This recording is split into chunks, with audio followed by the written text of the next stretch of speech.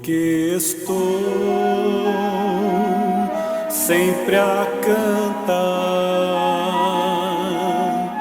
mesmo quando Você está presente na live da PIB Salto, Primeira Igreja Batista de Salto.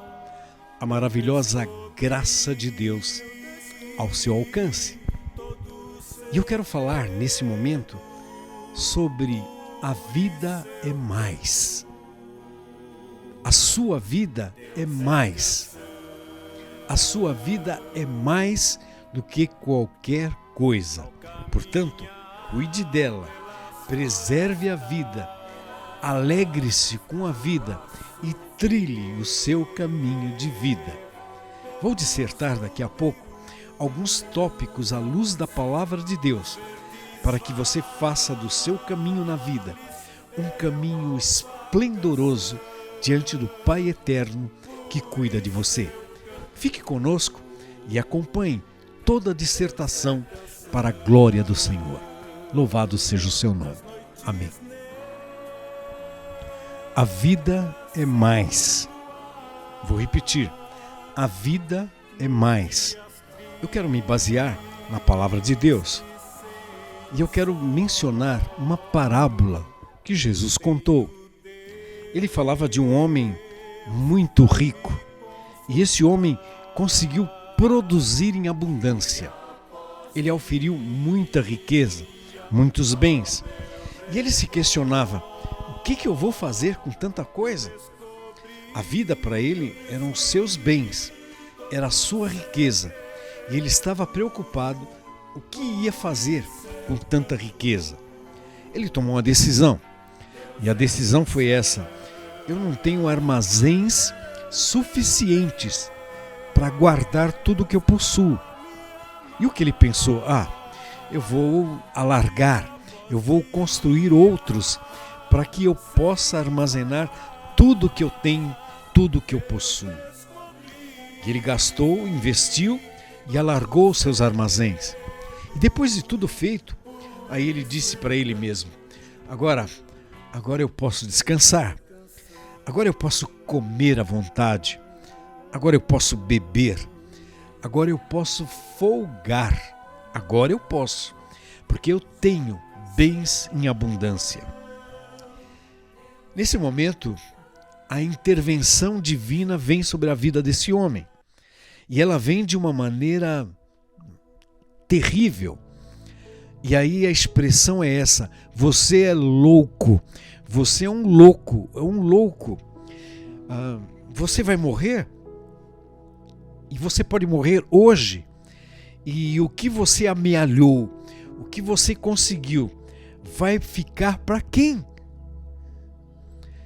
Essa colocação aqui da palavra de Deus, como uma ilustração, serve para muita gente que apenas quer aglutinar, quer guardar, quer conseguir e depois morre e aí fica encrenca para as outras pessoas. Essa história tem a moral da história. E a moral diz assim: quem ajunta tesouros para si mesmo não é rico diante de Deus. Quem ajunta tesouros para si mesmo não é rico diante de Deus. Então Jesus agora, ele se vira para os discípulos e ele dá uma lição a eles, baseado nessa história anterior. E ele diz assim: olha, vocês não podem ficar preocupados com a vida é mais. Não se preocupem com a vida, porque a vida é mais que comer, é mais que beber, a vida é mais do que o vestir, a vida é muito mais do que isso. Mas o que você ouve diuturnamente é que você precisa comprar, precisa adquirir, precisa aglutinar coisas, bens para guardar em sua vida, coisas que você nem vai usar. Então Jesus diz: a vida é mais do que isso. E ele tece algumas considerações. A primeira consideração é uma comparação com o mundo animal. Ele fala dos corvos, dos urubus. E ele diz assim: considerem esses animais. Considerem os corvos, os urubus. Eles não semeiam, eles não cegam, eles não têm a despensa, a estantezinha para guardar. Mas Deus cuida deles. Deus dá o alimento para eles. Ora, amigo, se Deus dá o alimento para eles, quanto mais Deus não dá alimento para vocês. Então, por que se preocupar? A vida é mais. Considere os animais. Ele fez uma segunda consideração. Ele disse: considerem agora vocês próprios, os seres racionais. Considerem os homens. Considerem aqueles pensantes que sabem calcular, sabem cuidar todas as coisas, mas eles não conseguem aumentar centímetros da sua própria estatura. Não conseguem. Apesar de todo o conhecimento, toda a sabedoria, eles não conseguem. Aliás, amigo, o que você consegue, o que eu consigo, através do tempo, quando a velhice chega, é diminuir na altura. Já percebeu? Faça a medição. Os anos passaram, você não tem mais a mesma medida. Você vai diminuindo de tamanho. Mas aumentar, você não consegue mais. Por mais que você tente, você não consegue.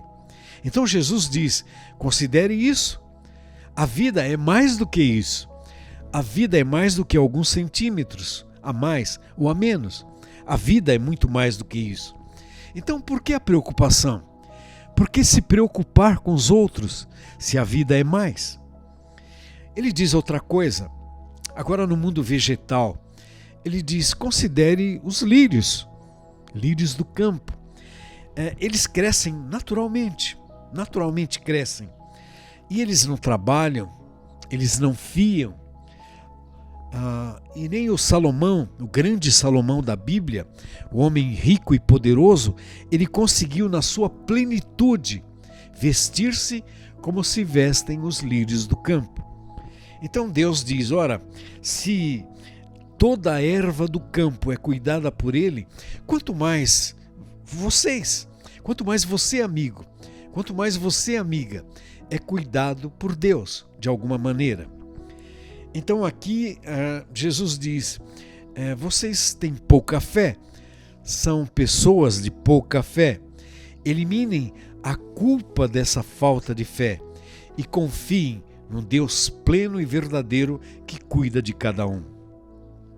Quando nós colocamos alguma coisa diante de Deus, colocamos acima das nossas possibilidades, nós nos questionamos, nós voltamos atrás e não sabemos a saída, porque Deus fica fora do controle pessoal. Mas eu quero que você considere uma outra coisa, é considerar o reino de Deus. A Bíblia diz assim: busque primeiro o reino de Deus e a sua justiça. As outras coisas serão acrescentadas. Então o reino de Deus em primeiro lugar. E se Deus cuida de você, e você pensando nele em primeiro lugar, certamente Ele cuidará de você em todo momento da sua vida. E eu vou para o final desse raciocínio, mostrando que a vida é mais e que você pode continuar na vida que Deus lhe deu. É essa a sua vida. Você pode continuar nela, porque Deus é mais e a sua vida também é mais. Certa vez eu escrevi uma frase que dizia assim: quando eu coloco uma questão em perspectiva, eu coloco um problema em perspectiva, é aí que eu tenho a possibilidade de saber com certeza o que eu devo fazer. Para saber o que você tem que fazer diante dos seus problemas, coloque os problemas em perspectiva. Quando você fizer isso, você vai entender e vai saber o que deve e tem que ser feito. Faça isso. Quando você fizer isso, os problemas diminuem e as possibilidades aumentam, porque a sua vida é mais do que o problema. Gostou? Mas tem mais. Há um outro autor famoso, Larry Crabb. Ele diz assim: ao invés de você tentar ficar resolvendo problemas que esmagam a sua vida, você deve derrubar a estrutura que sustenta esses problemas. Não é o problema, a dificuldade que você tem, é a estrutura que propicia problemas. Então ele diz, tire a estrutura dos problemas e então você prossegue na sua vida, porque a sua vida é mais do que qualquer problema.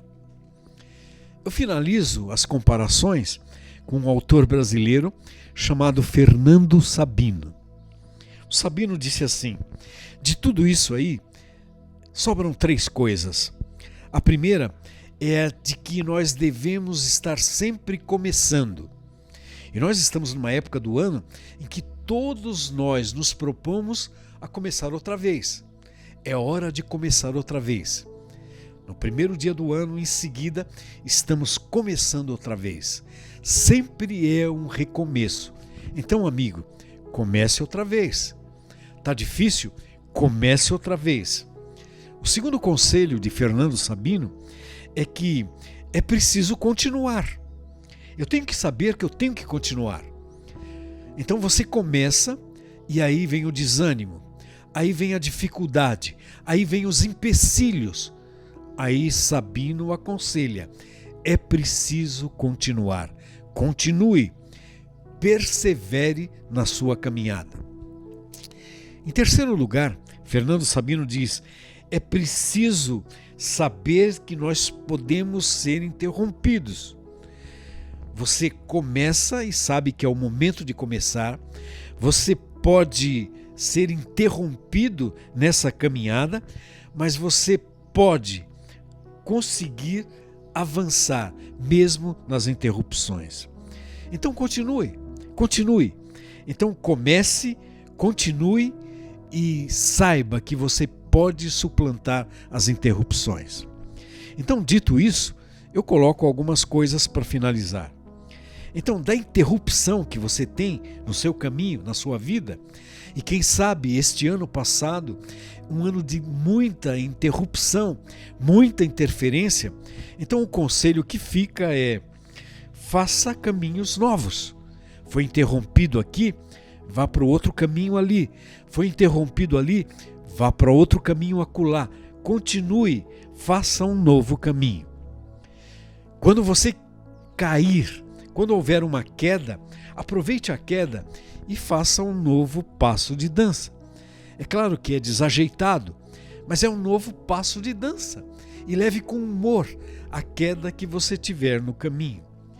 Em terceiro lugar, quando você se deparar com medo, um medo avassalador, atemorizante total, que paralisa, quando você defrontar-se com ele, faça dele uma escada para você subir degrau a degrau. Em quarto lugar, quando o seu sonho, aquele sonho ou sonhos que você tem, quando eles forem interrompidos, faça deles uma ponte para o seu caminho. Cada sonho é uma ponte para o seu novo caminho. E finalmente, quando chegar aquele momento da procura, que você procura algo, faça dessa procura um encontro. Não apenas procura. Não se perca em procurar as coisas. Faça da procura um encontro do seu caminho. Dito tudo isso, eu quero dizer para vocês que nesse novo tempo, nesse novo ano, nós recomeçamos outra vez. Esqueça o que ficou para trás e avance plenamente para as coisas que estão avante, pois o Senhor Deus estará conduzindo-o nessa caminhada da vida.